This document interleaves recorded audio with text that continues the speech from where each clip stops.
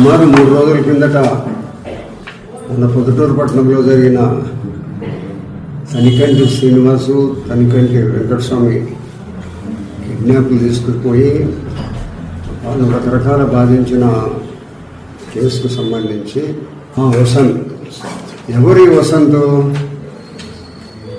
పొద్దుటూరు పోలీసుల స్వాధీనంలో ఉండే పోలీసులు కొంత మేరకు అనుమానాల మీద ఏదో కొట్టే ఏదైనా తెలుస్తుందనే ఉద్దేశంతో కొంత కొట్టేదానికై వాళ్ళు భయపెట్టేదానికి అవకాశం ఉంటుంది. ఈడేవుడు ఇతను,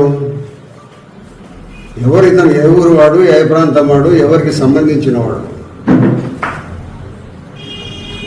అతను తుపాకీ గురిపెట్టి కాలుస్తాను అనడము, పోయి కొట్టడము, కాలుతో తనడము, చేతులతో తనడము, ఈ మాదిరిగా మానవత్వం లేకుండా ప్రవర్తించే ఈడు ఎవరు అని తేల్చాల్సిన బాధ్యత పొద్దుటూరు పోలీసుల మీద, డిఎస్పీ మీద ఉంది.